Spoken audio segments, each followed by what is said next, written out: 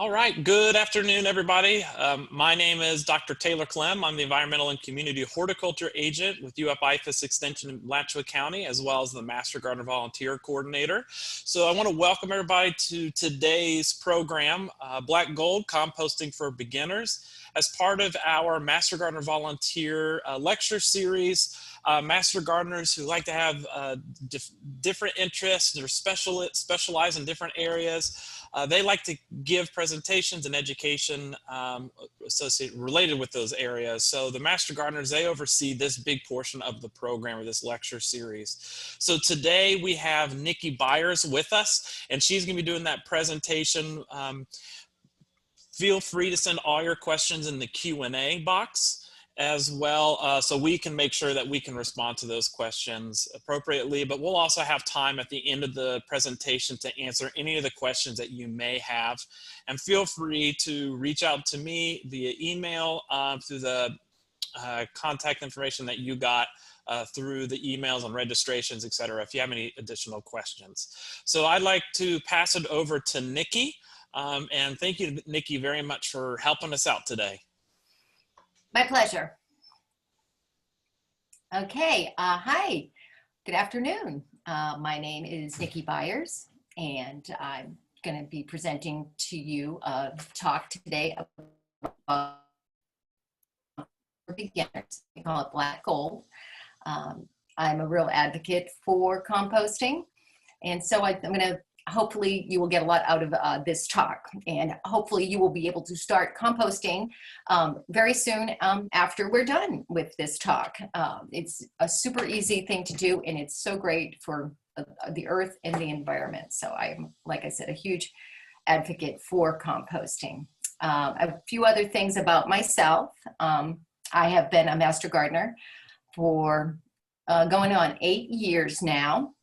I love gardening, obviously, all aspects of gardening. I have a huge ornamental garden in my home. I love to attract wildlife to my yard, pollinators and hummingbirds, butterflies, any kind of birds. I attempt to do some vegetable gardening, but unfortunately, the conditions in my yard don't really lend itself to that, but I do help out in a beautiful vegetable garden at one of our elementary schools here in Alachua County. I get a lot of personal satisfaction from my Master Gardener program and being a Master Gardener and being in my garden all the time, but I also get a lot of personal satisfaction from composting and recycling my kitchen scraps, my garden scraps, and then I love what I get in the end, which is this beautiful black gold, this soil, this additive that I can put into my garden that is better than fertilizer. I think everybody, if you have the opportunity to compost, really should compost. My talk today is called Composting, Turning Garbage into Gold. And see my first slide here. This must be where they keep their compost bins, behind these trees over here, which is a great spot. The advantages of making your own compost is you can use it on your plants in your own yard. You can use it on your citrus, in your vegetable gardens, in your ornamental gardens. And then all this stuff, when I'm done, when these guys are spent and when my pumpkin's finished, they all go into the compost bin. So composting, it's easy, and I really hope you're gonna get a lot out of this talk.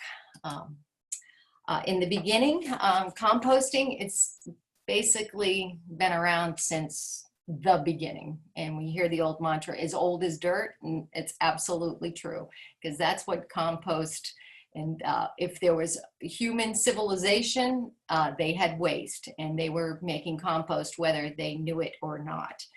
It really arose because people had to get rid of the waste. You had to have a place to throw human waste, to throw animal waste, to throw decayed and rotting plant waste. And unbeknownst to the people who did it initially, I think they just would pile all this stuff up and then realize, hey, the grass is kind of greener over by where that pile of stuff used to be, you know, and somewhere along the way, they realized by putting this on their agriculture and in these plants and stuff that it benefited them.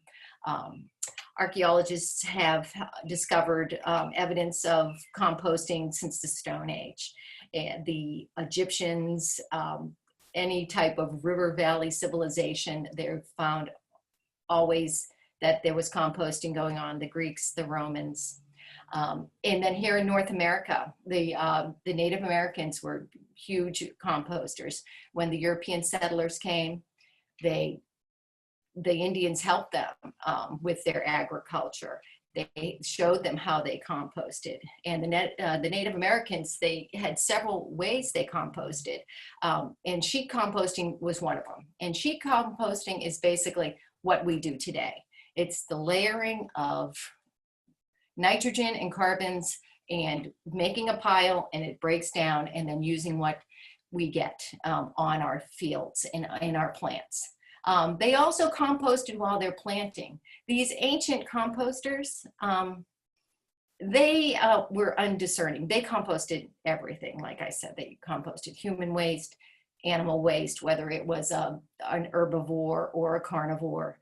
They just threw everything into the pile. And like when they did this composting while planting, several of the things I read said they would just take basically fish carcasses, that was one of their favorite things to do, and just plant them right alongside the squash and the corn and everything else, to use seaweed, and they would just throw it all right in there with their crops for the year. And then they also did seed balls, which I thought was great, because we kind of do seed balls, but they would take the seeds and they'd wrap them up in clay and manure, and they'd get nice and hard. And when it was time to plant, they'd just basically throw these in the field, wait for the great conditions from Mother Nature, the sun and the rain. They would have the seeds would have the nutrients, they'd have the clay to hold the moisture, and lo and behold, you'd have some beautiful plants coming up in the spring. So those ancient guys, they knew a lot about composting. And then these gentlemen, these guys are modern composters, and the first gentleman, Dr. King, he toured China and Japan in the 1800s, and he observed these peoples using muck out of rivers that, you know, they threw everything in. So it was like a little creek, but they'd throw all their waste into these things, and they'd become very mucky and sludgy. And then they'd take this muck and sludge out and put it on their crops. He published a book called Farmers in 40 Centuries, where he described the different ways that they used these manures and these plant materials to create compost. And this gentleman here, Sir Albert Howard, who is a British botanist, he, in the early 19th century, during the same time where they started to develop modern herbicides and pesticides and even synthetic fertilizers, he started noticing that the soil was not as good after we used these things, and the soil was really not as healthy, and he wanted to go back to the way they used to. And he actually worked in India, and he was the director of the Institute of Plant Industry and I'm not sure if I'm saying this right, it's Indore or Indori, India. And that is he developed the Indori composting process. And that is our modern day process of composting. He talked about layering of the carbons with the nitrogens, but he was a much more discernible composter. He then said, you know, we cannot be putting human waste and waste from carnivores into this, that it needs to be a pure, more organic type of composting. So he, you know, said we can only put certain things in the compost. We need to layer it in such a way that the air gets in, that insects, bugs, micronutrients that are coming into the soil, and then he used that to use in the agriculture. And he basically he made a scientific method out of it, and he wanted to prove to other people that, you know, where these synthetic things that are being developed that are supposed to be helping with crop yield and make the process, the labor easier, actually we're having some counter productive results to our soil. This gentleman here is J.I. Rodale. And if you think Rodale, that name sounds familiar, publishing. Well, he is the father of organic farming, and he took into Sir Albert's processes of the indoor process. He actually noticed that by using these synthetics that there were residues. He didn't think plants, he thought they were dangerous. They were toxic that were being grown with these pesticides and herbicides. And he became the father of organic farming. And to this day, the Rodale Institute still remains from about 1947 or before. Actually, he and his wife started a small farm in upstate New York, but he published the first organic farming magazine, and they still publish, if you see when you check out Prevention magazine, this is the gentleman. He was kind of like our first kind of health nut, as to say, who was concerned about eating organically and only putting the best stuff in. So it was because of these guys that we can thank for our process of composting that we do today. And their process is the one I'm going to teach you guys so that you can have nice, clean, great organic compost. And so why should we compost? We should, because it really does great things for our soil. It adds nutrients to our soil. It adds micro and macronutrients. Like we were talking before, we're not only carbon and nitrogen, but some other stuff I'll go into later in the talk. It induces the valuable microorganisms, and we get to recycle, which I know we all love to do now. And it's a really good habit to get in. I know we all think, oh, we recycle our plastic bags and we recycle our cardboards we send to the curb. Well, you need another bin. You need to recycle your kitchen scraps. And so it helps with all that kitchen waste. It's less going into the landfill. And if they're collecting less stuff at the curb and putting less stuff in the landfill, in time, it'll actually save our county and us all money. So it's a great way to reduce landfill waste, to get a good feeling about recycling, and to save a little money. You make your own compost, you don't have to go out and buy a few bags of black cow to help improve your soil. And the bottom line is it's really so beneficial for our planet. So how do I start? Okay, we know composting's great. We know everybody should be doing it. Yes. I do think right now would be a good time that I have that poll ready for us. Oh, that if we want to ask people about their experience with compost. So what I'm going to do is I'm about to send out a poll to everybody. You should actually see it popping up right now. So feel free, we're just interested in how long have you been composting, if you are, and just go ahead and drop in those, your response. Nikki, are you seeing those responses as they come in? I don't see the responses. I see the poll, but it says okay. Host and panelists can't vote. So okay. So I'll publish that here in a second. We have this is pretty uniform, but we got a lot of people who've never done it before, which is awesome. So this will be really great. For those. We have a lot that are less than 1 year. So I'll go ahead and I'll close it and I'll publish it so you all can see it. Okay, I see that now. Yeah. Oh, excellent. Yeah. So we can see, so we have a lot of people who've never done it before. So awesome. I mean, composting is a wonderful thing, and we have a lot of less than 1 years. You can see we have 1 to 5, 6 to 10, but we also have some people that are upwards of greater than 10 years. So, hopefully I can show them, give them some new tips. So that's just wonderful. And I think, we also have the poll at the end set up and everything for you, Nikki, but this is I think this is kind of an interesting result because we're seeing that we actually have a pretty broad spectrum of, experiences regarding compost. Yeah, So. and I'm glad to see there's a lot of people who have never composted because it is, hopefully they're going to want to compost when they're done listening to me. All right. All right. Thank So you, Nikki. how do I start? How am I going to start composting? Well, first you got to start. You need a bin. You need two bins, actually. You need a big bin outside in your yard somewhere, and you need a little bin, kind of like this little guy I have here. Let's see, there's my compost bin that you keep in the kitchen, that you throw all your kitchen waste in and everything.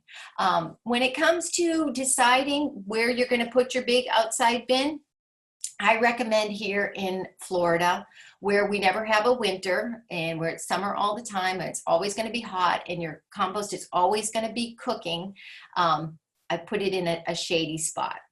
And I always say put it in a discreet spot, because you don't want to walk up and see somebody's big compost pile somewhere. So if you can find a little spot in the corner, or behind your shed, or to kind of in the back a bit, and where it isn't right there in your landscape. But I also recommend that you make it in a good spot, so you'll want to go out to your compost a lot. I'm always saying, my husband thinks that's like code for saying I'm going to the compost. That means that I'll be back in 2 hours, because I'm probably going to end up pulling weeds or potting a new plant or doing something. So he always laughs when I say, I got to go to the compost. And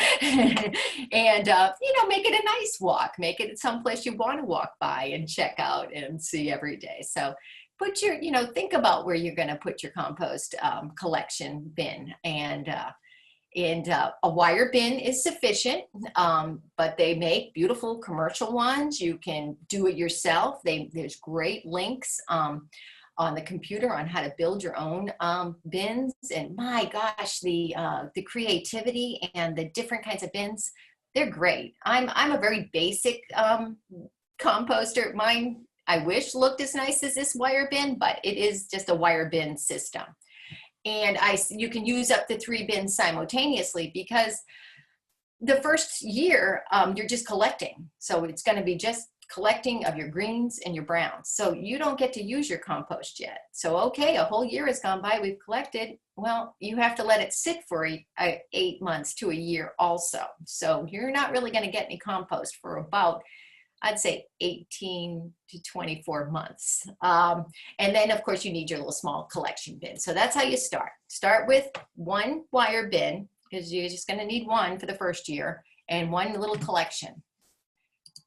And here's some other examples of outdoor bins. This is nice. This is called like an earth machine. I had one of these. I think I had one of these for about 10 years. In the back of my yard, and that was before I was a really active composter. But I used to love to throw things in it. I would just, throw things in it, but I found it hard to turn things in this, and it didn't get wet when it rained. So I would leave the lid off sometimes.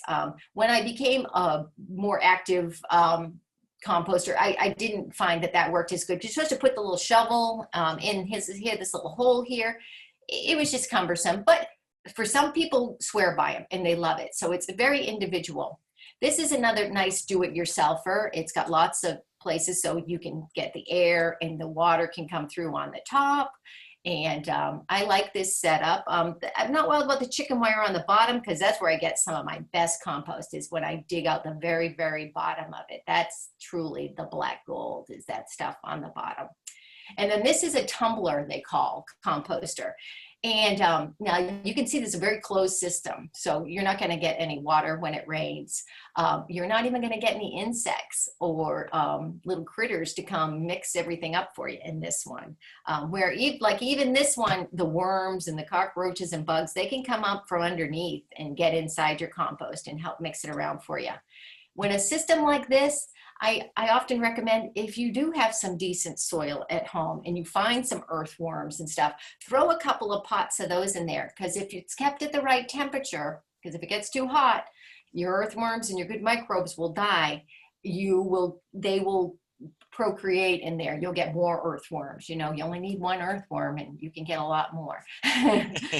So these are some options for outdoor bin designs. Now, luckily, Nikki, I wanted to ask, because we had a question come in that had to do with the different types of composters. Yes. And I want to ask, do you have a preference for the different types of composters, like the drum versus the wire I do. mesh?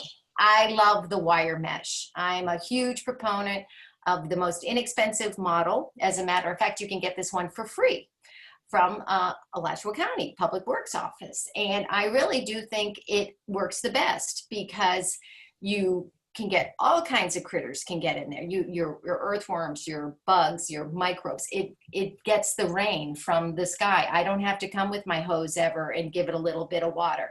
It really just does it all on its own in these wire bins. I love them. They're easy to work with. When it's time for me to get my compost, I just unhook the wires that I have in the front and I open it up and I've got a big space. I can shovel all I want. And I like the wire bins, and that's the system I'm going to show you today is how it's done. So you can call this number. So if you can take a screenshot, I'd take a screenshot of this. You can call this number, make sure they usually always have them, but sometimes they don't. Make sure they have these bins and go pick yourself up one of these wire bins and one of these nice little buckets. And you can start your composting. It's perfect. And that's how that's when I became a master gardener. I think I might have picked this up, one of these bins at a Master Gardener plant sale, actually. Either that or Kanapaha, because I think we usually have these at the plant sale. And I set it up and started composting. So I prefer the wire bins. Okay, so here's a 3-bin system. This is actually my system. And I know it's not glamorous. Like I said, the other ones I set up are much better. I don't know how they don't get their tops to collapse. Because must have raccoons and things climb into mine, I think is what happens. But this is this is exactly how it looked last Thursday when I went out and took these photographs. This is my active and working pile, which I took a close-up of here. So this is the one that has all my eggshells and my everything out of the kitchen, all those scraps, other plant materials I throw from the yard. This second one here, as you can tell, here's my first one. You know, like I said, it's hard to see. Then there's the second one, and this is what I'm harvesting right now. This is Compost Vintage 2018. This is what I threw in this pile for an entire year, the year of 2018. I always start my composting on January 1st. That's just to keep things kind of easy.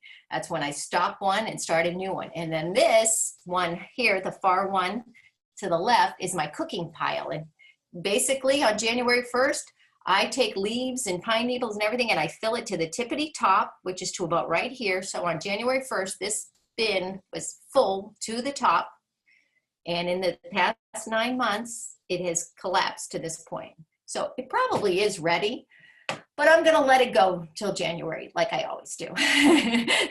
And so this is my cooking. This is my idle. So that's my 3-bin system. So like I said, the first year, you only really need 1 bin. And then when your next year comes, you get your second bin and you stop using this one and you start using your new one.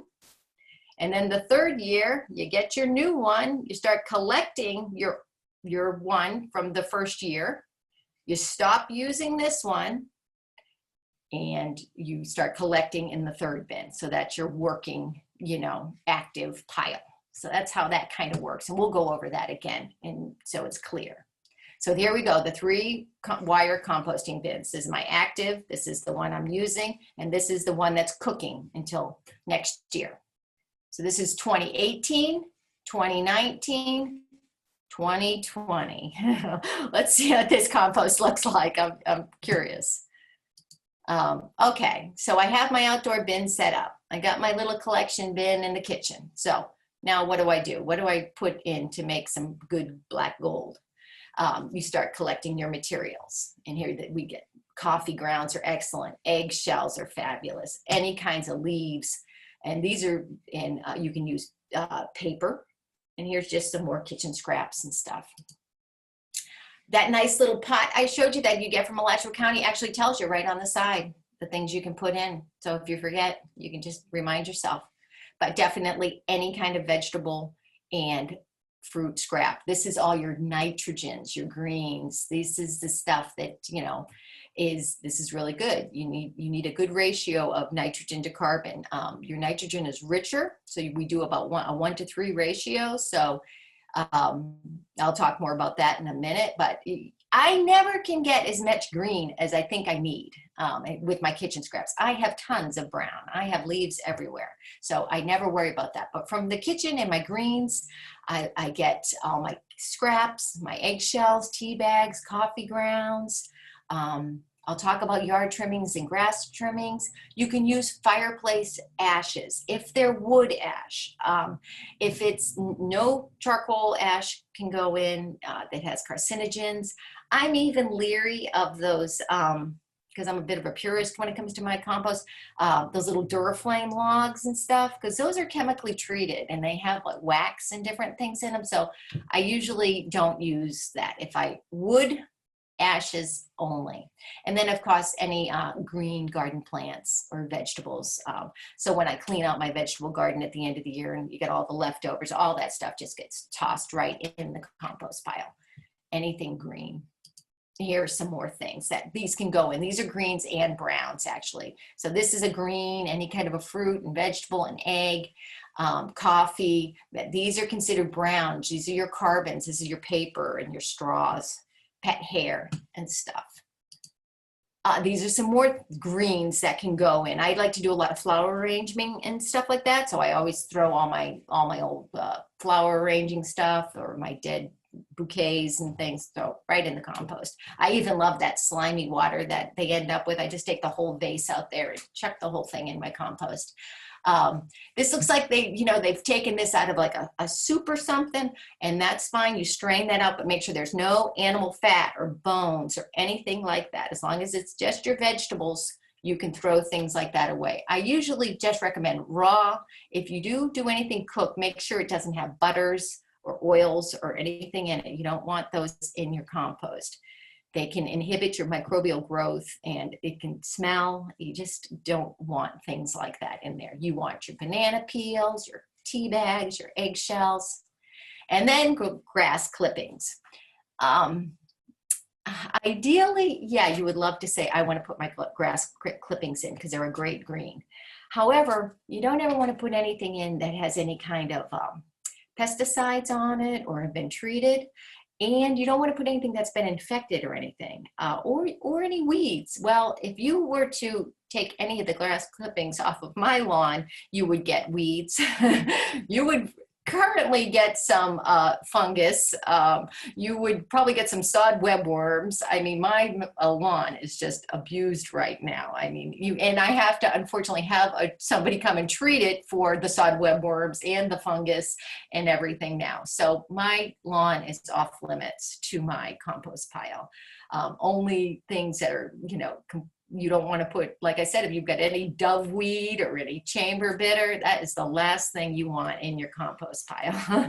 Nikki, we had one question come in that I think would be good to answer right now. Okay. It has to do with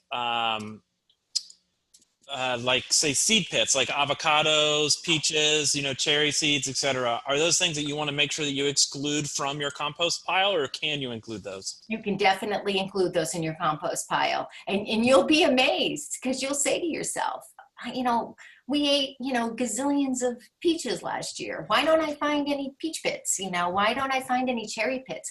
This stuff, it breaks down. I'm always amazed. Now, I do find avocado seeds, I must admit. I do find, and as a matter of fact, you usually get an avocado tree or two growing in your compost. That is one that doesn't really break down.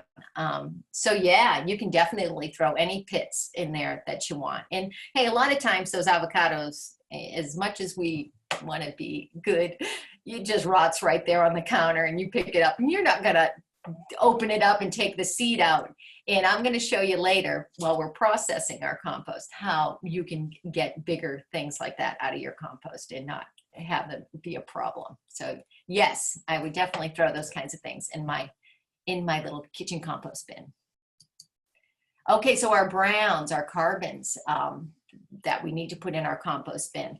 So when I start a fresh batch of compost, I have an empty bin. It's January 1st. I usually throw about 2 feet of leaves. And I have a big magnolia and I have oaks, like I said. So I just take a couple of really big buckets. I throw them on the bottom. I get about about 24 inches of leaves stacked up in there. And then I start my kitchen compost, which is pretty much, I go out there with my little bucket, I'd say at least 3 or 4 times a week. And so you just start piling it in and piling it in. And then I usually don't throw any more leaves on. Maybe I'll put in another foot or so, or another 10 inches or so of leaves, maybe once a month or so.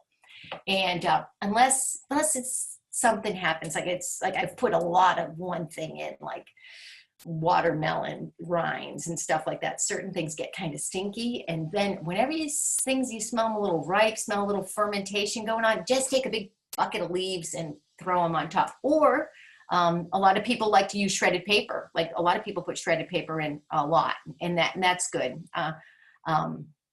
Again, being a purist, I stay away from shredded paper. I'm just weird. I just don't like ink. I don't know why. I think, the ink, because I use newspaper to like line for my mulching, and I put it underneath to keep the weeds down. So I'm not sure why I'm skeptical about putting it in my compost. I think it's probably because I have so many leaves. I am never at a loss for leaves. So I'm always looking to throw some leaves and twigs and small branches. If you have oak trees in your yard, you know what I'm talking about. Twigs and small branches are like what my yard is made of. So these are just your browns. Like I said, you want to, for every one kind of batch of greens, you want to put about 3 batches of browns or carbons in there with it. Here are some more. So here, like these oak trees, look at these. You can imagine the leaves you're going to collect out for these when it's time to rake, and you can't leave them on the ground because they're just going to break down there. I have pretty decent soil because I have a tree that's about that big, and I'd say that's about 100-year-old tree. I've only lived here 20 years. So for 80 years, these leaves fell and nobody ever raked them up. So it's, they have composted and become pretty nice soil, I must admit. Now, digging around the roots and everything is a whole different story.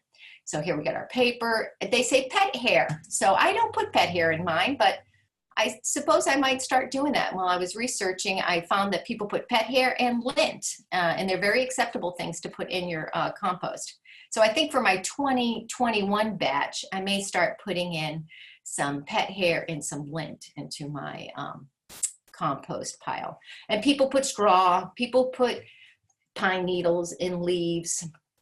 It's interesting. I didn't talk about like cow manure or horse manure, and when I talked about things to put in, and you can use those in your compost, but in a household composter like the one we're talking about, you really don't have a lot of access to cow manure or horse manure. And I'm sure you don't want to really like take a bucket of cow manure from a friend and put it in your compost, because that'd be a brutal transport. That's not what really you want to have in the back of your car or truck or anything.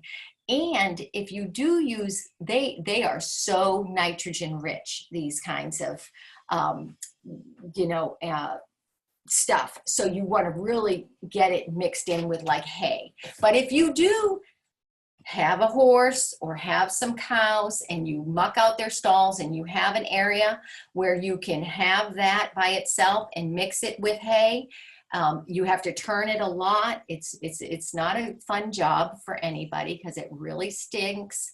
But you will make some beautiful soil, and it will probably take about 8 months, but it's a lot of work. It's a lot of work to process horse manure and cow manure. Yeah, Nikki, I think that brings up a good point. We actually have a few questions that just came in, that did come in, asking about using manure from like chickens, ducks, cows, goats, etc. And there is nothing wrong with using their waste. You just have to be careful of what they're fed. That's right. If they eat forage that has been treated with herbicides, there could be herbicide residual within their manure. We had that situation happen where a lot of people in Alachua County a few years ago had compost that actually had herbicide residual within that compost. And that was really bad situation. So you just have to be very aware of what you're using for manure and its source. And we don't recommend, IFAS doesn't recommend that you just throw it right into your garden. Treat it and mix it in, like what Nikki said, with hay, some of the browns. Allow it to be just part of the ingredients for your compost. And then it also brings up regarding dog waste. Don't use dog waste because yeah, no animal, like a household pet, like my cat that you popping in, do not use their waste. No. So we had a bunch of questions, and it was just a good point to bring that up. Sorry to jump in, Nikki. No, anytime. I appreciate that. And here, things you can't compost, exactly what we said here, animal waste. We don't want any kitty litter or kitty stuff in there. You don't want any dairy products. You don't want any animal bones, any oils, nothing like that. No eggs, no pesticides. Like he said, this is coal. Like I said, no coal. Weeds, no weeds. You don't want to throw your weeds in. Just because, you know, we may not cook away all those seeds. And the last thing you want to do is, here now I'm taking this nice compost I made and I'm top dressing a plant with it. And now all these weeds are coming up, and they're the weeds that I threw in a compost bin. So I definitely keep my weeds out of the compost bin as much as I possibly can, because I've got some weeds that grow back that way that I just have to pull out, like skunk mine and stuff loves to wrap around my wire bins. And you know, you got to be careful, because you think, oh, here I made this potato salad. It has potatoes, celery, and onions in it, right? You know, oh, those are all vegetables, but no, you've put some mayo in it, which is made from eggs and oil. And that kind of stuff just is not conducive to a good batch of compost. It's clumpy, it's sticky, it's gonna suffocate your microbes. It's gonna hurt the stuff that you've worked so hard to make nice. If you accidentally throw a little thing of potato salad in there, it's gonna kill it, it's gonna ruin that whole batch. No, it's gonna be fine. Just mix it around, and don't make a habit of throwing any processed food in your compost. And you say, well, oh, pasta's made from wheat. And no pasta in your thing. You know, bread, no, nothing like that goes in your compost. You want it in its purest form. You know, you want just your raw plant material in your compost, nothing processed. It's important to remember. So here we go again, things just to remind yourself not to compost.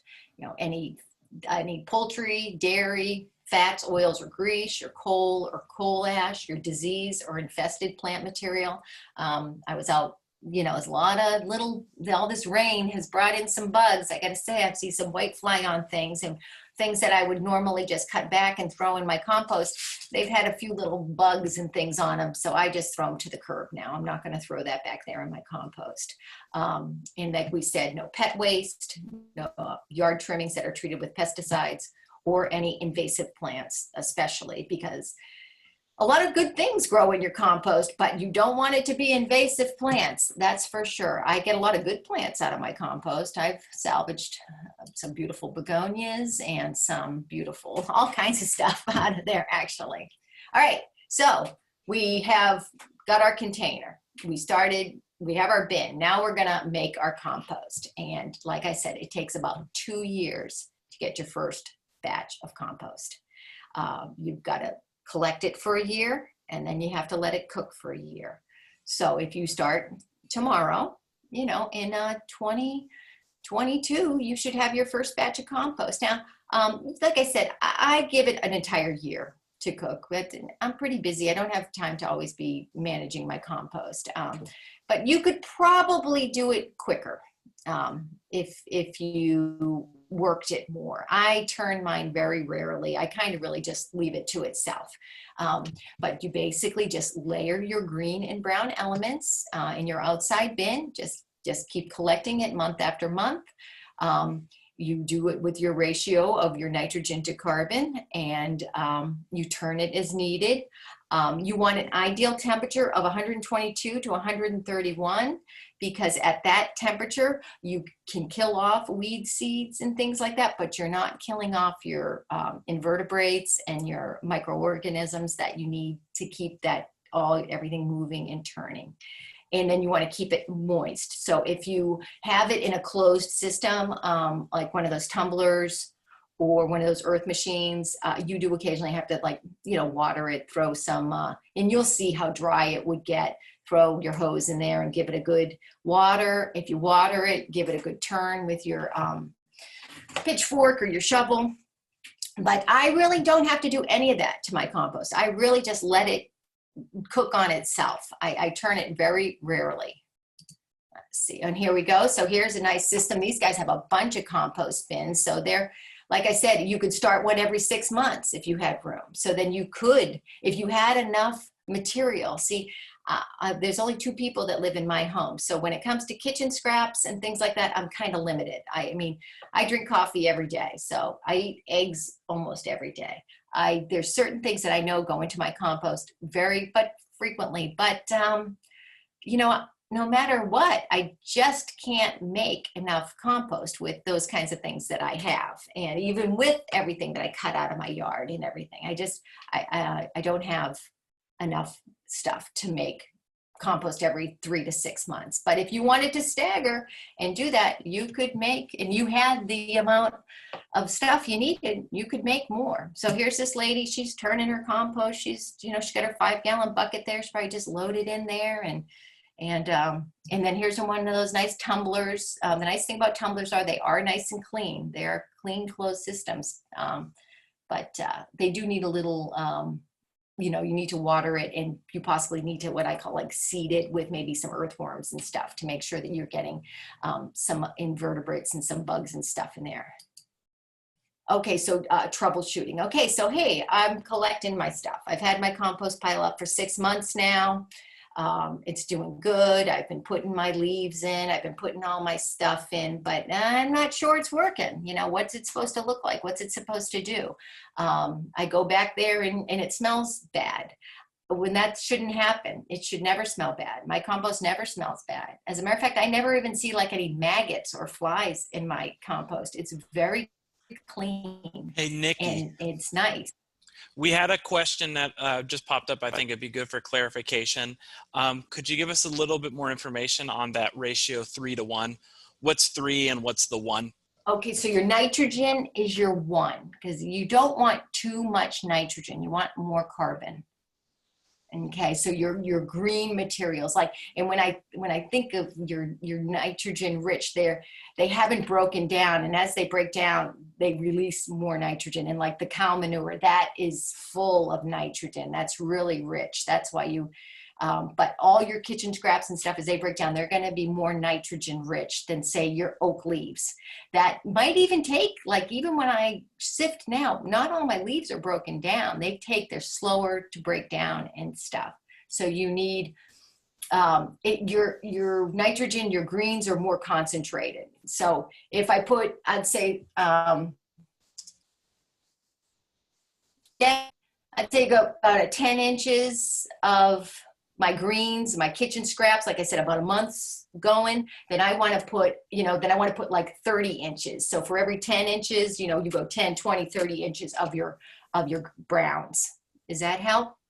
Does that make it more clear? You think? Okay. Yeah. So you just, that's that does not have to be, especially at a household level, it's not set in stone, even a 50-50, but like I said, you usually have a lot more leaves and stuff to throw in there. You want to have more of your carbons than you do of your nitrogens. Anything that's too nitrogen rich can actually burn your plants and not be as valuable. So, and we're going to learn about that when it comes to using your compost. Okay, so back, like our troubleshooting, if you do smell any strange odors, it could be because you're putting things in there that shouldn't be in there, like any kind of a meat. You don't want any meats or meat bones or oils in your pile. If you smell like a rotten egg smell, sometimes that means you don't have enough oxygen in it's now becoming anaerobic instead of aerobic. And what I would recommend is, if you smell something like that, throw a bunch of brown in, give it a good toss, give it a good turn, and it should fix itself. Same thing if it becomes too high in nitrogen. It can smell bad. You smell that nitrogen, just mix. It always seems to be to mix some more browns seems to help. Put more leaves in. What I never notice any smells like eggs or ammonia, but I do smell fermentation, especially when my pile looks like this with like watermelon and lots of fruit. I can walk up and woo, you really smell like there's somebody's making moonshine back here or something. And then that's always time. If my compost pile looked like this, I would definitely take a big batch of leaves and throw it on top. And I kind of think that helps keep the critters from coming around too, because that's the kind of stuff that like the raccoons love to come and grab a piece and run away with. And so if I put stuff that like this, that's really mushy and stuff, I'll usually like to throw some leaves on just to camouflage it from some of the other pests. But I really don't have problems much with that at all. Like I said, I don't do much to mine just by keeping it with really pure ingredients. And then people have a hard time because their new piles don't heat up. It takes a long time. Like I said, 6 months, and my piles, you know, they're filled like they'll be this tall. And then I come back out and they just keep compressing on themselves. They just keep decomposing. All that stuff just in a month, it just always looks like it's just this little pile of compost. I'm like, I've been putting stuff in there forever. I should go back to my slides. You see, it looks like all of mine are about the same. And I've been, like I said, throwing in my one that's cooking. At times, it has been filled to the top this year, and it's already now decomposed down to a lower. So you just have to be patient. You know, it says if you have less than a cubic yard of material, it may not heat up. So just keep throwing stuff in there. That's the key. Be patient, patient, patient, patient.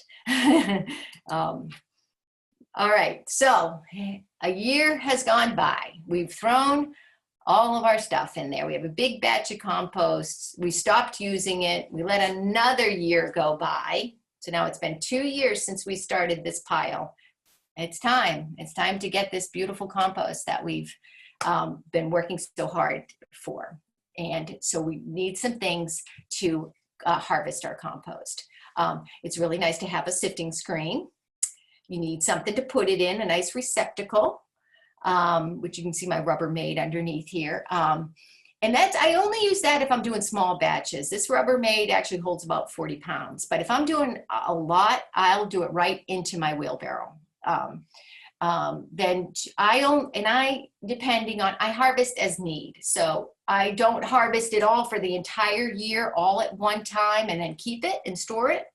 I only harvest what I need, and I let the rest of it sit there and keep cooking for the year, for whenever it's done. But I make sure that that pile is empty, usually by December 1st. So I can start on January 1st throwing my stuff into it again for the next year. So when you do harvest, make sure that if you don't use it all in that day, put it in a nice, cool, dry place. And here we go. I keep it in my shed. So this is my bin. And then this is my nice sifting screen, which I just love, I have to admit. And then all you need is like a pitchfork and a shovel. You really don't need much, you know, to acquire this beautiful stuff. So most people have a pitchfork and shovel and a bin. You can find these beautiful sifting screens online. You can buy them, you can purchase them. There's lots of websites that show you how to do it yourself and make your own. It has like little 1-inch squares. So, you know, the good stuff falls through, the bad stuff stays on my side. And that's what you need. So here it is. This is what you do. You get your screen, you put it over your bin or over your wheelbarrow. This is my pile that we're harvesting from. This is my 2018 vintage. I just did this on last Thursday. I took this out. This is about the 4th time I've taken compost out of this pile this year. I was lucky enough to have a great abundance of excellent soil this year. So I really haven't had to use a lot of my compost. So I'm really excited because I'm going to have a lot more for my small little veggie garden this year. I usually, by this time of year, my compost is pretty wiped out. But I get a bunch this year, and I'm definitely going to save a bunch to put in my vegetable garden. And I love to top dress things with it. This time of year especially, you know, in Alachua County, we shouldn't be using any nitrogen-rich fertilizers.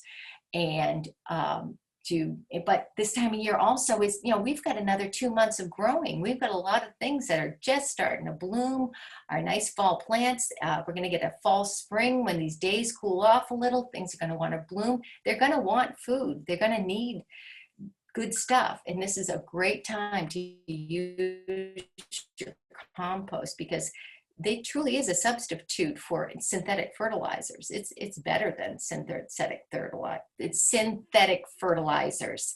It got nitrogen, carbon. It's got just wonderful things in it. And I highly recommend, you know, saving some compost for this time of year, because this is the time you can really benefit from using it. So I take a couple of shovelfuls, I throw it in my screen, and then you just kind of, I just use it and I just kind of rub it through, I shake it a little. I'm very gentle with it. It's actually a very nice process. I find it very relaxing when I'm processing my compost. It's always fun to see what's in there, what's left over. When I first started composting, I never used to crush up my eggshells, and I used to find a lot of eggshells in my compost. Since then, I've really started crushing my shells. I never find eggshells anymore. And like I said, I'm always curious, like, what happened to all those corn cobs I threw in there? I mean, I knew there should be tons of them. They just compost down to nothing. And this is very nice. So I've done shaking it out. And so I found some roots of things that have grown in there. It looks like some chips from like pine bark, which I'm sure I threw in there when I was raking up leaves, and all kinds of stuff like that. So that's basically what's left over. And if it's stuff that I think is still organic and is good, I sometimes will throw it back into my pile that I'm cooking, that I'm using right now, that I'm throwing things in, my active pile. But if it's stuff like this, I need to just kind of toss it into the back 40. And then lo and behold, there we have a nice batch of soil. Look, I had earthworms in this one. And it was nice compact soil. When I squeezed it, it's held together. Look at these particles. I mean, this is a good year. I got to say, 2018 was a good year for compost. I've been very pleased with my results. And so it took me about, let's say 20 minutes to get 40 pounds of compost. I went out there, I did about 5 screenfuls, I think, and I filled up this bin with 40 pounds. And it's already gone. And I'm so glad I did it last Thursday, because I wouldn't want to be sifting on my compost today, because of after all these rains and how wet it's been, it's heavy and it's hard to work with. So I would wait for a drier day. If we've had some extensive rains and stuff, I'd maybe wait a day or two till it dried out and to harvest it, because it's heavy and it's hard work. I gotta say, you know, it can be back-breaking. That's why I never usually do more than a bin at a time. And if I do it in my wheelbarrow that's better working height than this little shorty thing. So there you go, 40 pounds of compost, pretty nice. Okay, so why do we use compost in the garden? Let me look here. I've lost my notes. I have to get better organized here for a second. Okay. It's a great additive and an amendment to our soil, I gotta say. That is probably the number one reason. It's like a probiotic for our crummy soil that we have here in Florida. I can literally say, in my yard alone, there are sections that is just so full of clay that you can't even get a shovel in it. And then there's other sections that is so much sand, I mean, you couldn't get water to stay. It drains out so fast.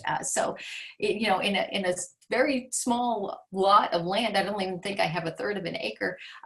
You can run the gamut on our Florida soil. So it is such a great additive and amender of your soil, so you benefit. It improves the structure and the overall, just health of your soil. Like I said, it's like a probiotic. It's taken all these good things and we're mixing it into this soil that's maybe not as good, but now this stuff's gonna take these macro and microorganisms, and it's going to, you know, spread into that nice soil. So now the soil that you've added your compost to is going to be improved soil. It's going to be better soil. It's going to be able to let your plants absorb the nutrients they need better. It helps retain moisture in soil that's dry. It increases, like I said, the earthworm activity, and it increases the good microbial populations. So, like I said, here in Florida, we have terrible poor soil, and that's such a great additive for that. You know, our soil, if it's heavy and clay, it has poor drainage. If it's sandy, it over drains. It's too, you know, just lets no water stay in, and therefore no nutrients stick around. You can have acidic or alkaline. You can have places where your roots are compacted, and then just bad bacteria counts, like this poor little garden plot. Looks like it's been overplanted so many times that, you know, only the weeds are growing now. It looks pretty sad. It looks like it needs an infusion of some good compost. And you could, I mean, I wouldn't say, hey, dig this whole thing out. I would say pull a lot of those weeds, pull most of them, and add a good amount of compost to improve it. And here in this poor little vegetable garden too, it looks pretty bad. Let's see. Okay. I gotta look for some. Missing my one little sheet I was gonna cheat with and tell you guys about. Let me see here. Okay. Hold on. Be patient with me. Oh, here it is. This is it. Okay. Your benefits of composting. You know, it adds, like I said, the micro and macronutrients that are often absent from synthetic fertilizers. It adds carbon, sulfur, magnesium, iron, iodine, calcium, boron, copper, and zinc.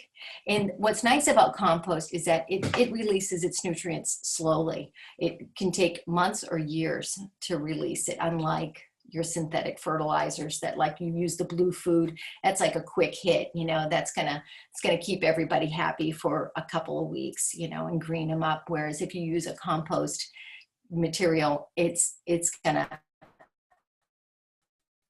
be much slower release. It enriches the soil. It retains fertilizer better. So if you use a little fertilizer after you've had this beautiful composted soil, it will help the fertilizer absorb and be better managed by the plant. It also buffers the soil.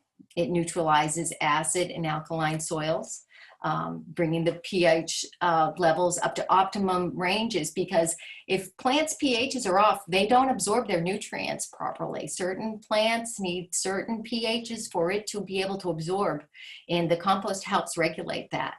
Like I said, it helps sandy soil, you know, retain water and nutrients. It helps hard packed soil loosen the bound particles and the clay and the silt, so that the roots can spread and the water and it can drain, and the air can penetrate that hard, tough soils. It alters the soil structure. It makes it less likely to erode, and it prevents soil from splattering on plants and spreading disease. So that's a beautiful thing about compost. It can hold nutrients tight enough to prevent them from washing out, but it also holds it loose enough so that the plants can take up the nutrients as they're needed. It makes soil basically easier to work with too. It makes you have a lighter, loamier, nice soil, not a hard, heavy packed soil. Compost brings and feeds a diverse life into your soil. Things like bacteria, fungi, and insects and worms, they can, you know, really help support your plants for healthy growth. Compost brings and feeds a diverse life into your soil. The compost, the bacteria, it breaks down the organics so that the plant it's more readily available for the plant. Like I said, it can absorb its nutrients. Some bacteria convert nitrogen from the air into nitrogen that's more available to the plant.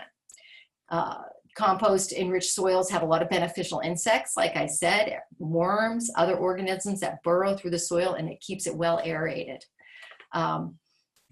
Compost can also suppress many diseases and harmful pests that can overrun your poor and your lifeless kind of soil. Healthy soil is an important factor in protecting our waterways. Compost increases the soil's ability to retain water and decrease runoff. Runoff pollutes our waterways, and it gets into our aquifer, and when we use fertilizers and pesticides and everything, we definitely want to decrease any kind of runoff to keep that stuff out of our water. It's so important. So like I said, the reasons it improves the soil is it encourages these healthy root systems, and it eliminates the overuse of synthetic fertilizers, and it can reduce the use of chemical pesticides and things like that. It really, so many things about compost just make it a must-have for the organic gardener. This is a great movie I want to give a little plug to. So this is going to be on Netflix on September 22nd this month. And it's all about how we need to take better care of our soil, and how composting is going to do that, and how taking our waste out of these, these huge landfills and places and into our earth. And hopefully the solution is right under our feet, as the trailer photo shows. So I hope everybody can tune in and check that out. I know I'm excited about seeing it. Alternate ways to compost. Okay, so this seems very overwhelming to some people. I have to get a bin, I have to have a spot in my backyard, I have to possibly turn it, all these kinds of things. Well, I would like to compost, and I don't know how to start. Well, if you don't want to make your own compost, but you really feel passionate about recycling all your kitchen waste, and you cook all the time and stuff, these people at the Beaten Path Garden, they will take your compost for you and you can give it to them for free. Isn't that nice of them to take your free garbage? Well, Alachua County charges to take it away off the curb. So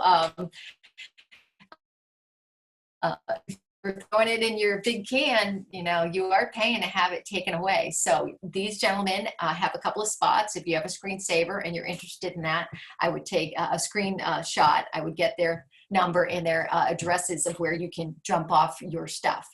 And they actually, if you get in touch with them, you can get a bucket from them, and it's $20 a season. And they will come, you can either dump it yourself, or they will come and pick it up for you. And then as the season moves along, this is a picture of them. You can follow them on Instagram. This was just from last week. That's what their compost pile looks like. Isn't that awesome? Look at the steam coming off. I mean, that's some good stuff. And then they will sell compost to homeowners and stuff. So if you need some compost, you can get in touch with these guys at the Beaten Path, and they'll set you up. They'll take your garbage and they'll make it into gold for you, and they sell it back to you. I'm not sure. So you'll have to look, you'll have to get in touch with them yourself and see what they say.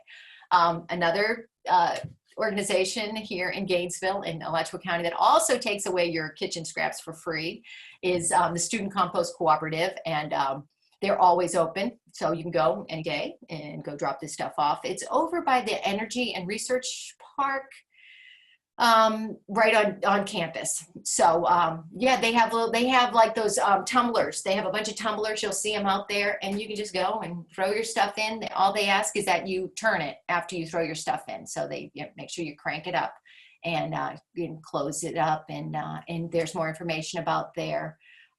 They have a great website too. I would recommend checking it out. Okay, if you are going to share compost, if you're going to give it to somebody else, there really is an etiquette. You want to really make sure that you only share the purest of materials. Like Taylor said, we inadvertently sometimes don't realize what's in compost if things have been treated with fertilizers or pesticides and stuff. So if you are sharing, make sure that it's good and pure, and you know where its origins are. and it's good. I would share it frequently. I wouldn't like save a bunch of kitchen scraps for 2 months and then go give them to somebody, because I'm going to tell you, they're going to smell to high heaven. They're going to be already composting into this sludge, into some 5-gallon bucket somewhere without any carbons added to it, no leaves or anything. So it's not pleasant. It will smell. It will not be bagged. Don't use plastic bags, like to say, oh, well, I'll, you know, put it in a plastic bag, and then, because it's immediately starting to break down and it's just dirty and nasty. If you do want to, I think a great option is to freeze your compost. And I do freeze my compost sometimes if I'm not able to know if I'm not going to be able to run out to my bin maybe, and I use a Tupperware like this, and I just fill that puppy up, throw them in the freezer, and then when time comes to throw it out there, it's great, because it's already kind of broken down too when you throw it in the composter, because now it's been frozen. So that's a good way if you're gonna like bring it to somebody too, like if you are sharing your compost. It's better to bring a big chunk of frozen compost than a slimy bucket full. Nikki, is that primarily with the greens that you're putting, that you're freezing? That is primarily with the greens, yes. Thank you for clarifying that. So that's pretty much it. That's how you compost. And as we see in my last slide, you know, in reality, you know, the plants are actually farming us, you know, by giving us the oxygen daily, and then until eventually we they can consume us. And like I said, the earth has been composting since day one, and that's what they've been doing. And we have been going back to the earth. I really hope everybody enjoyed my talk today. I hope you learned about composting.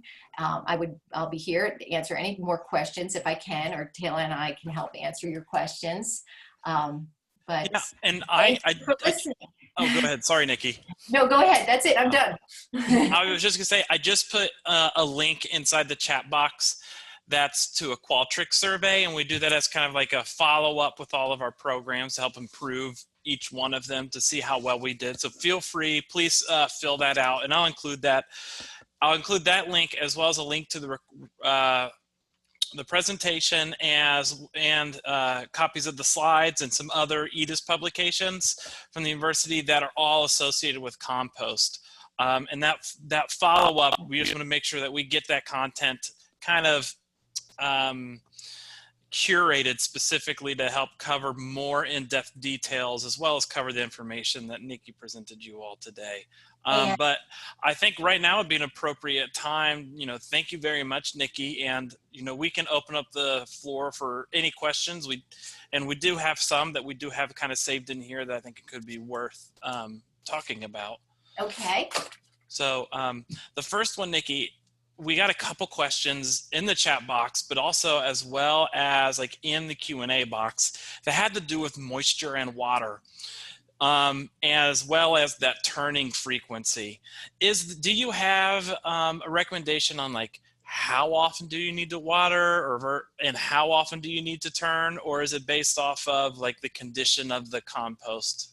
What's your recommendation? It is more based on the condition of your compost.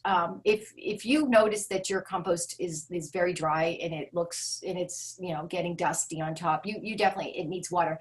If it's a closed system like one of those earth machines or a tumbler, you're definitely going to have to throw more water in there more occasionally. If it's an open system with the wires that now just got rained on for the last 4 days, in my open system, I never have to water. Between the Florida humidity and our frequent rains, I don't have any problems with my compost ever drying out or not processing or not breaking down because of lack of water. But definitely in a closed system, if you take that lid off and you look and you say, oh, everything looks crunchy, you know, the leaves are actually dry, you want it to be wet. You want it to look moist. If you do go reach in and touch it, you want it to stick together and be breaking down with the moisture. Nikki, that was a great job. But one thing, there was a question that came up about magnolia leaves and other leaves. yeah, they'll break down with time, but if you have a lawnmower that you can mow the things and chop them up with a lot of other things, with all my beanstalks, I chop them up as well as hedge clippings and toss them into the compost because they That's break true. down a lot faster. Yes, I agree with that. You can definitely use your mower and chop up, especially like magnolia leaves. But sometimes I like stuff to be a little chunkier. But that's just me. And it's very personal, compost. It truly is. This is you, what you put in it. So you know, especially after you've doing it for about 10 years, that, oh, gosh, these magnolia leaves don't break down, or this doesn't. Like I said, with the eggshells, at first I learned the now hard I way to make sure I break down squish them up. eggshells because the critters found them. Yes, they will find them, and you see them. The same thing with half an avocado shell. So you chop them up too before you put them out. We did have another question that came in, and I think it's a good thing to point out, because when we're talking about the different, like some of the precursor individuals that have done a lot of work with composting. Someone mentioned George Washington Carver. Oh yeah, he was huge, and I actually had a quote from him, and I couldn't find it when it was time for me to tell you guys. People always think of him as just peanut butter, but when you think when you actually look at him, sustainable agriculture. He was a huge proponent, and when I was doing my research, I saw George Washington Carver, and I think I even mentioned him on the slide. So yeah, JWC, he knew what was going on. Actually, there's I'm going to see if I can find it. I was actually reading a really cool article recently about George Washington Carver and sustainable agriculture. Google. I've always, I've been a huge fan of George Washington Carver. He did so much for agriculture and organic farming, Yeah, so I just put that link that I was referring to. I saw it's from a few years ago, 5 years ago, but it was something I discovered recently. But great point to bring up. Let's see. Let's talk a little bit about like what can go in and out, or what should not go in. A lot of questions came up with eggs, and I know that you all kind of talked about it. Critters love the eggs. So what I've done before in the past is I actually just rinsed the eggs in my sink before I incorporated them in, because they're not necessarily attracted to the shell. They're attracted to any remnants of the insides of the egg. And I can't think of the technical term, but besides albumin. Besides the yolk. But so that's what they're attracted to. So you can rinse them out, and that can help reduce it, and you can pre-crush them up. That can help reduce that attraction that you get from pests. But eggshells can be great with, as a calcium source for your compost. Absolutely. And it's funny, when I crack my eggs, I usually have like a paper towel on my counter. So I'll put them all on the paper towel, and then I kind of fold it over and I crunch them all up so it absorbs that extra like albumin that comes out of them. And I just throw the whole paper towel and the cracked up, little smushed up eggshells right in my little pot and under the sink. So I've noticed that helps. That's too. good advice. And I actually do have one final poll that we want to send to everybody, and we'll finish going through some of the questions that we do have. But after today's program, tell us how enthusiastic you are. What's the likelihood that you are going to compost, or that you're going to start compost, or that you already compost at least? Or if you just, after today, I'm not going to do it anymore. No, you got to do it. Yeah. So we'll see. We'll just I'll keep this up running for a second. We did have one question while this is running. It came to do with like lint. I know there's like, people will include whatever they can think of in compost.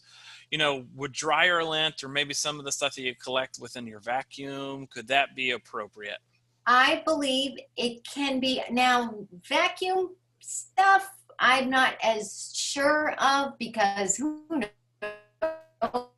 I mean, I vacuum up all kinds of things. Housekeeping isn't my favorite thing. Gardening is. So I don't think I would put any of my vacuum cleaner lint or anything in my compost. But I just recently, as I was getting ready for this talk, saw that a lot of people use dryer lint. And then I asked a bunch of my master gardener friends, I'm like, did you ever heard about putting lint in your compost? And they're like, oh yeah, I do it all the time. So because I am such a crazy purist when it comes to my compost, I am not going to start incorporating my lint until 2021, because I do like to see what kinds of things, like my compost, is better or different because I did put this in or didn't. And we'll see, maybe that'll be a new addition for me, because I do a lot of laundry, I must admit. So yeah, I think lint is fine. I'm not as sure about the vacuum cleaner stuff. Yeah, I don't know if I would use the vacuum cleaner because you don't I know. have a lot of bird seed on the floor, so I don't think that would be a very good idea. And like I said, it's so personal. It really is. And, you know, I know they say that the lint is because it's, you know, cotton fibers and things. But then I also think, well, if you have a polyester, would you be getting polyester fibers and things? You know, I'm still, like I said, I haven't started putting the lint in yet. So, I don't know. I think it should be fine. We actually have, let's keep moving because we do have a lot of other questions that I want to make sure that we can get to. One of them is weeds. Do you, like Biden's alba, you know, that's all stuff that we do not want to include. It'll grow in there unless you want Biden's alba all over the place, because that's one of those guys that just... Yeah, same with anything that has disease. You do not want to put that within your compost because some fungal diseases can sit within soil for a very long time. And if you're not careful, you'll spread it to all the plants it comes in contact with. And what about like viruses too? Same with some viruses, yeah. You so anything like sick peas or a sick squash with a mold on them, don't put that in put that in the compost. Yeah. We turn that out. I agree. Yeah. So here's a good question. So it has to do with compost tea. So you can make compost tea, but the research is on the fence on if it's how beneficial it is or not. Because we are seeing benefits as a foliar application, like you just spray it on, but it's very mobile, so you lose majority of it. But we are seeing some really other cool benefits of compost tea. So there's been some really neat research that has come out, and we're doing some more studies on it. But it actually seems that oak leaves compost tea has been seen as a cure for citrus greening, or a way to help slow the spread of citrus greening.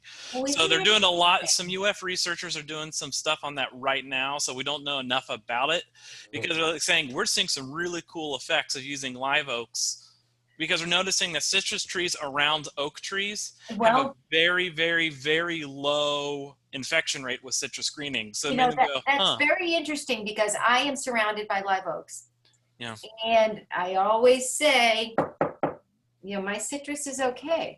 Yeah, so they saw that and they said, so they make compost tea out of leaves, and then they saw that helped out significantly, but they don't know exactly why yet. So they're still doing a lot of questions and research to try to figure that one out. So, but let's talk about pests, compost insects. So like you got worms, maggots, flies, cockroaches. How do you manage the bad dudes that end up that you don't want in your compost? You know, I've never seen any bad, like I said, I don't see maggots, and I have never seen maggots in my compost. And I don't know why that is. I mean, I'm more likely to see maggots in my trash that goes to the curb that now has had stinky meat in it, or bones and things like that. I see the flies coming to those stinky odors, and then the maggots occurring.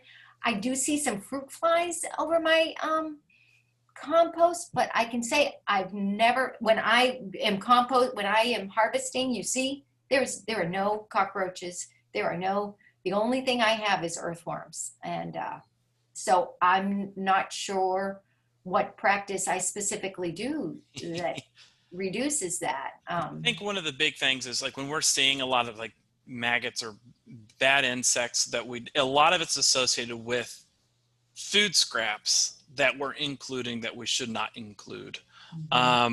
or, sometimes you will get flies in because of if you're using a lot of manure. So you might have to reduce the amount of manure that you might have within your compost. So it really comes down to it ultimately comes down to what you're putting in. If it would attract those pests outside the compost while it's breaking down, it'll attract it inside the compost. So if you can reduce the amount that you're using, so like if you're reducing the amount of food waste, what are some other greens that you can include to help offset that loss? Because it's not necessarily that you're using food scraps, but it's that you're using those greens to help maintain that ratio. Yes, and you've got to put your oak leaves in and stuff like that to help. Absolutely. So they keep coming in. So let's just go through this. So if you have roaches in your compost, what do you do? I don't do anything. No. They're good for your they're actually working your compost. They're in there. They're turning your soil for you. They're doing the work. So you just leave the cockroaches in your soil. The only time they'd be a problem is on that third year when you're harvesting. And if your compost has cooked long enough and has, reached its optimum temperature, you shouldn't have any problem with that if you've done it right. That's true. If it's a hot compost, you'll actually deter a lot of the pests within there, because when we talk about hot compost, it's over like 110 degrees, I think, is like that ideal compost temperature when it's really cooking. Yeah. And right now, if you have a pile of anything in your yard, it's 110 degrees. I mean, for crying out loud, it's 110 degrees air temperature. So are there pluses and minuses associated with water being able to get into your compost bin versus not being able to get in? I see the water not being able to get in as more of a negative. I think you getting water in your compost is a positive. I think your compost drying out is bad. It doesn't make as rich a compost. And I don't ever see, like, even in the most driving torrential rain, like my compost is never washed out of my compost bin. Even my stuff that's like actively working right now, all my egg shells and my avocados and salad debris, that stuff, it stays right in that nice wire bin. Nothing ever washes away, nothing ever washes out, even like I said, during the most torrential rainstorms. So it stays put. I think less water is bad, more water is good. Yeah, it's a balance. Usually, like if your temperature is off, it can be because you have too much, like it's a very excess amount of water in your compost. Yeah. You might have to add sawdust to reduce that. Yeah, it affects your aerobic activity. It gets too compressed. Or it's just too dry, so it's like you got to be a happy medium. Yeah. But honestly, right here in North Central Florida, like I say, I don't turn my compost. It's a great environment. Like, I can't imagine what it's like. It must be different up north when it gets cold and snow. Yeah, you have to turn it. Yeah, you'd have to regularly in cooler temperatures. Absolutely. And that was another question: is do you turn the compost during the cook stage? I know not everybody does, but it can definitely help out the compost, especially with encouraging it to break down, getting oxygen within the pile. Yeah. Hey, if you want to turn it, go for it, for sure. Yeah. But I think you can overturn it too. So be careful. Again, the balance. Yeah. Absolutely. So one question that came in, and I think this is a good one, is how do you add the compost to your yard? Do you just throw on, or do you mix in? How about areas with mulch? Okay, so you already have mulch on top? Yeah, I think I'm seeing in two different situations, like an ornamental landscape bed and turf grass area. Okay, so in your ornamental beds, if you have mulch down, I'd pull your mulch back, your pine bark or your pine needles or whatever, and then I would mix up. You get about an inch and a half deep. And I call it top dressing. And that's what I do with my compost. I top dress it on top of these plants. I would never put a plant in straight compost. It's just too nitrogen rich. It'll be too, what do you think about, like, I think I put maybe about like a 30-70. So you only need about 30% compost to 70% of what other soil is there. I pocket plant things. So if I'm putting in some new plants and ornamentals, I mix up the soil that's there. I throw a nice bunch of compost in with it and then mix it up again so it's together, and then pocket plant that plant with it. Like I say, I top dress potted plants with it. I'll just take a little bit and put it on the top, mix it in about the top 2 or 3 inches. Hanging baskets, I like to do that with, and just ornamental plants around the yard. I don't put my compost on my lawn. I'm very selective of who gets my compost because I only get so much a year. So we're actually having some recommendations come out soon. We're doing a lot of research right now on the benefits of doing a top dress application of compost on turf grass. The results that we have from the research is really, really cool with regards to like early green up in the season and just the nutrients availability. You know, Nikki was talking about cation exchange capacity. They're looking at how that improves in turf grass areas. We're doing that as a broadcast. So what were the true impacts that's associated with that in compacted turf grass, we're not entirely sure of yet, but we are seeing good benefits when you're just doing like a 1/4 inch top dress application where you just broadcast it over your turf grass. You can aerate your landscape, your turf grass bed if you want to improve its access into the soil, but just a top dress can help be beneficial to that soil as a soil amendment. What about ants? Do you ever have ants in your compost bins, your piles? No, I've never seen ants in my piles. Yeah. No. So, so one of the recommendations that I immediately think of is how do we safely manage ants? So, disrupting that habitat, moving them away can really help. So by turning it, it can just discourage them from coming in. Obviously, you don't want to apply any like insecticides in there. I'd be interested in looking about some other organic ways of managing ants within landscapes, is like using citrus oils. But I'm not sure how well that would impact or what that would do impacting compost. I can't imagine it impacting the compost, but I don't know enough off the top of my head to give that recommendation. Well, and I love if I do have a little problem with ants, like boiling hot water, like give them that's a good disruptor of ants, I've noticed. So I do use sometimes boiling hot water, but be very careful if you're trying to rid your ant piles with that. Mm-hmm. So. Yeah, so great responses on that one. So someone uses a garbage bin, it seems like, for their compost. Should they make holes in the side of it? Yes. Yeah. Aeration, I would imagine, as well as drainage of excess moisture. Yeah, I would for sure. And the nice thing is, if your lid sticks on good, you can just turn it on its side and kind of roll it.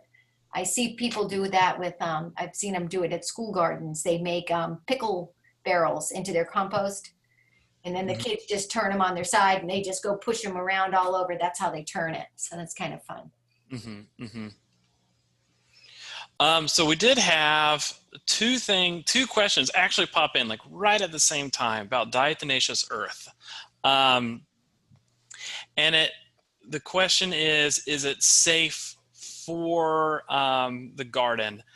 I think there's some pluses and minuses with using it.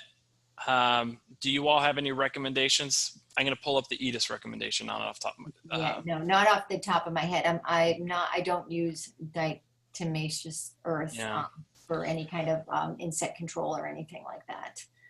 I know some people do. Yeah. So like one of the issues for it is it has to, in order for it to be effective, it has to be dry. So if it starts to get wet, it immediately loses its effectiveness. So here in Florida, we're constantly wet, humid, so it loses its effectiveness very, very quickly. And also because of it's a silica, it's very dangerous for inhalation. So you have to have a mask, gloves. So there are benefits, but I don't see that the benefits are substantial enough to justify its use. But you could still technically use it, but just be aware that's not going to be as effective in Florida, as well as the making sure that you're wearing a mask whenever you're using it. Which this day and age, I have one on anyways. True. Lots around. And we had one question come in during the presentation, and I think this is good because on the do not compost slide that you had the picture of the walnut. Black walnut, the yes. black walnut. Do you want to give us a little info about that one? Because I think that's very important, because there has been I've had some homeowners that have had that in their compost, and then all of a sudden their plants start dying. Isn't it poisonous? It has like, I don't really, so how I read about it. It's allelopathic. It's allelopathic. So there's a lot of plants that are actually allelopathic. It's a natural herbicide, essentially. And there's specific chemicals that can change between plants, but that chemical actually inhibits plant growth. So essentially, if you put like a black walnut or some other plant material that might be like allelopathic, what will happen is that chemical can end up in your compost, and it can actually inhibit plant growth. So if you put it in your vegetable garden, your starts might not do very well. So that's why. So it's like specifically with like those, I think like even pignut hickories, we don't want to do. And those are trees that do grow in North Central Florida, correct? Yeah, and black walnuts. Yep. And hickories. So, yeah. And one of the questions asked about acorns. Is cedar like that? Like I noticed people who have cedar trees, like nothing grows under them. Let me see. Okay, I've always said, because I know. Yes, they are. Yep. Okay. They have allelopathic properties to them. Right. So don't put cedar in your compost either then. Yeah. So so that's just a good reference to note that, there are some plants that they may not be very well, but like so cedar, walnut, check out for the hickory. Other nuts will be fine. So the nut shells and stuff all in there. Mm-hmm. One that we have has to do with the temp of a compost. Do you have? I've used like a probe before, laser, but do you use any way to measure the temperature of your compost? I don't. I just kind of feel it. I kind of stick my finger in it. I don't have a thermometer. I should probably get one. I'm surprised I don't, because I usually like all the gadgets that go along with things. And, but no, I can usually tell that my compost is hot. You just, like I said, you should use a thermostat, a thermometer, and they make them specially for compost. And like Taylor said, everything above 110, you're cooking well. Mm-hmm. And if you want to kill weed seeds and stuff, you want to get it even higher. I think it's like 128 or something like that. Yeah. So we have run out of time. And I know there's a couple of questions that we have not been able to get to. I can pull those out, but feel free. Nikki, I'm going to kick your screen off for a second, and I'm going to pull up a contact slide for us. This is the slide I told you I was going to send you, but I forgot to. Okay. So you can send us any questions that you would like to that mag@alachuacounty.us. That's our Master Gardener Volunteer Help Desk.